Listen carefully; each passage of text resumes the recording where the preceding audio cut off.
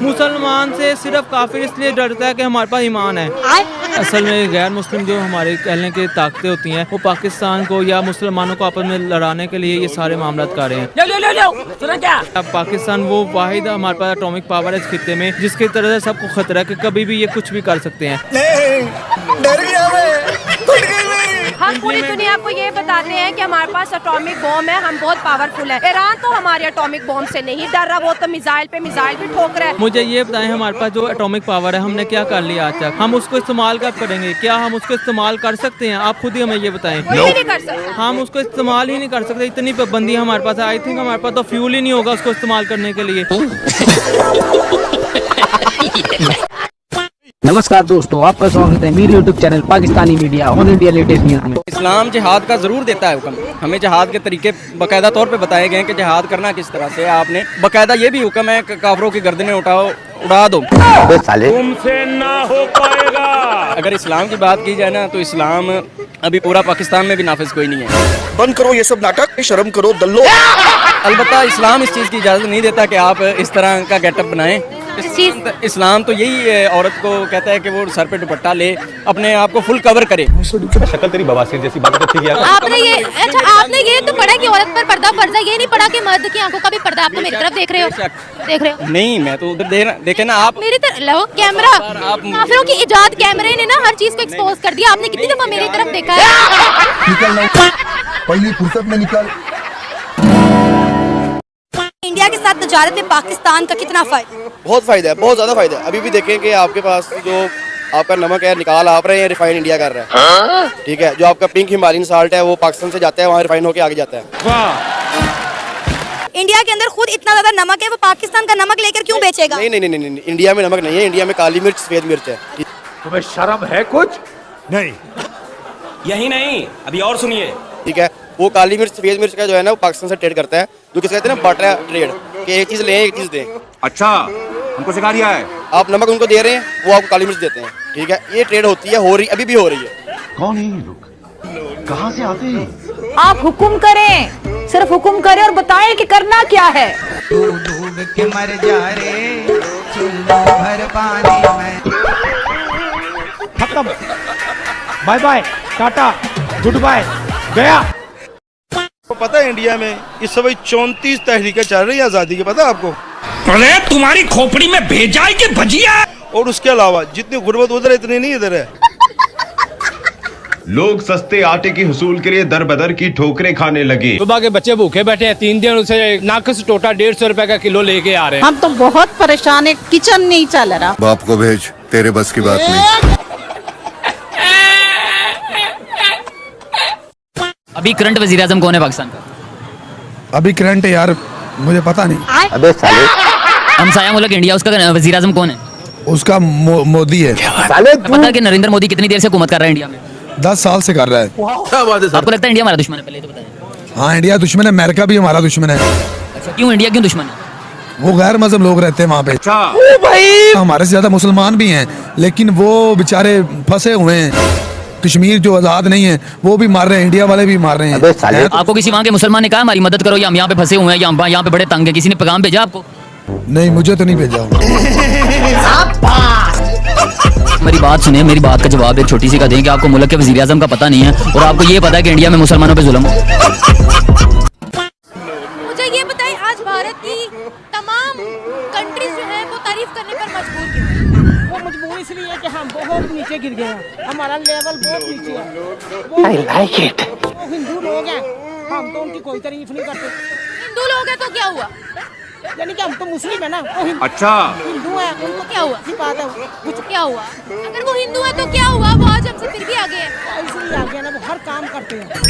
फिर हम काम करने के लिए, गलत काम करने के लिए टकराते हैं। उनकी औरतें सरेआम अरब ममालिक में, यूरोप कंट्री में उनकी औरतें हैं।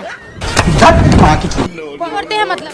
औरतें काम करने के लिए कि औरतें जो है वो पूरी दुनिया में राज कर रही हैं। इसलिए कर रही है ना, वो ये काम गलत काम करके कमा रही है ना, वहाँ जाके काम कर। तेरी माँ ने कहीं नाजायज संबंध बनाए होंगे जो तू पैदा हुई। भाग यहाँ से।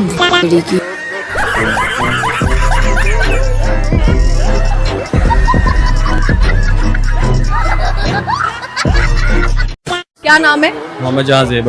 ठीक है, समझ गया। क्या मार का मारा दुनिया में दुनिया में आके जेल किया दूसरों को। ये मार का मारा? हाँ जी। किसको जलील की? अपने माँ बाप को। अच्छा। माँ बाप को कैसे जलील किया? उनकी जो उम्मीदों में पानी फेर दिया। शर्म करो वालों। तो क्या सुनाएंगे आप? सुनाए कुछ नहीं, रिक्वेस्ट करनी है आप। रिक्वेस्ट करने मेरे से क्या? रिश्ता करा दे साडा। अबे साले। अच्छा, कैसी लड़की चाहिए शादी? खूबसूरत हो। रहा नहीं जाता। आता जाता उसको कुछ ना हो, लेकिन बस खूबसूरत, पढ़ी लिखी भी हो। पढ़ी लिखी भी हो। कितनी? 10? नहीं, FSC की हो बस। हाल पटाखे का और शौक नवाबों के। FSC, मेडिकल, इंजीनियरिंग, क्या जो भी हो, बस अपनी लस्ट पूरी करने के लिए। ऐसी है जी, हवस हवस हवस। टपा मालूम ना।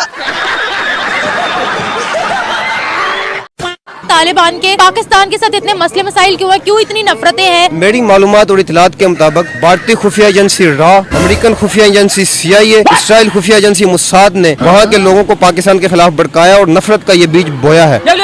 सुना क्या? पाकिस्तान को टारगेट क्यों बनाते हैं? क्या पाकिस्तान इतना इकोनॉमी में तगड़ा है कि सारे लोग कहे यार ये हमारा टारगेट है, इनको सबसे पहले पीछे करो? इतने बच्चे तो नहीं है जो हुकूमतें चला रहे हैं कि रॉ की साजिश में आ जाए या CIA की साजिश में आ जाए।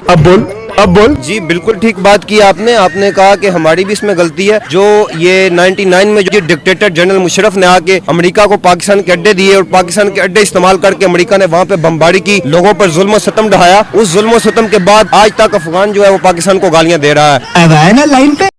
तो मैंने आपसे कहा था कि मैं वीडियो के अंत में बताऊंगा कि मोदी जी ने मुसलमानों के लिए क्या किया है। तो सुनिए जी अगाड़ी। 1947 से लेकर 2016 तक 50% मुस्लिमों के घर बिजली के कनेक्शन थे, जो 2019 तक सिर्फ 3 साल में 92% हो गए। यानी कि 36% मुस्लिमों को लाइट कनेक्शन सिर्फ 3 सालों के अंदर मिले। अब आ जाओ बैंक खाते पर। 2016 तक 66% मुस्लिम के बैंक खाते थी, जो 2019 तक 92% हो गए। अब करते हैं सरकारी नौकरी की बात, यानी कि गवर्नमेंट जॉब की। 2014 तक कुल 4.5% मुस्लिम गवर्नमेंट जॉब में थे, जो 2030 तक 10.5% हो चुके हैं। अब बात करते हैं स्किल इंडिया स्कीम की, जिसमें 33% मुस्लिम को स्किल किया गया है। PMEGP स्कीम के तहत 70% मुस्लिमों को बिजनेस सेट करने में मदद मिली। 70% मुस्लिमों को। अब चलो थोड़ी शिक्षा पे बात कर लेते हैं। 2014 तक 69% मुस्लिम शिक्षित थे, जो 2019 तक 74% हो गए। अब बात करते हैं मुस्लिम लड़कियों की एजुकेशन पे। 2014 तक 65% मुस्लिम लड़कियां एजुकेशन लेती थी, जो बढ़कर अब 74% हो गई है। और मोदी जी ने 3 तलाक जैसे कानून भी खत्म किए। अब आ जाओ PM आवास योजना, जिस योजना के तहत गरीबों को घर मिलते हैं। इस स्कीम में 2 करोड़ 31 लाख घर बने हैं, जिसमें से 31% सिर्फ मुसलमानों को मिले। यानी कि 2 करोड़ 31 लाख जो घर बने हैं, उसमें से 31% जो घर मिले वो सिर्फ मुस्लिमों को मिले। अब बात करते हैं PM किसान निधि योजना, जिसके तहत डायरेक्ट ट्रांसफर बैंक खातों में पैसे पहुँचते हैं किसानों के। 33% मुस्लिम है जिनके अकाउंट में सीधे पैसे उनके बैंक अकाउंट में पहुंचे। अब आ जाओ योजना, जिसके तहत सिलेंडर बांटे गए थे गरीब महिलाओं को। 2023 तक 9 करोड़ सिलेंडर बांटे गए, जिसमें से 37% सिर्फ मुस्लिम महिलाओं को मिले। अब आ जाओ हज यात्रा पर। 2014 तक हज यात्रा कोटा 1,36,000 तक था, जो मोदी जी ने 2024 तक बढ़ाकर 1,75,000 करवा दिया। और सुनो, पहले मुस्लिम महिलाएं बिना पुरुष के हज यात्रा नहीं कर सकती थी, फिर मोदी सरकार ने इसे भी खत्म करवा दिया। अब मुस्लिम महिलाएं बिना पुरुष के हज यात्रा कर सकती हैं, और की भी है। अब तक 4,000 महिलाएं ऐसी हैं जो बिना पुरुष के हज यात्रा कर चुकी हैं। और सुनो, पहले हज यात्रा पर जो GST 18% थी, जो मोदी सरकार ने हटा के सिर्फ 5% कर दी, जिससे हवाई जहाज का किराया कम हो सके। दोस्तों आंकड़े और भी हैं, इसके लिए मैं एक पूरी वीडियो बनाऊंगा। तो दोस्तों अब आप खुद ही डिसाइड कीजिए कि मोदी जी मुस्लिम विरोधी है या नहीं। तो फिर मिलते हैं नेक्स्ट वीडियो में, जब तक के लिए जय हिंद।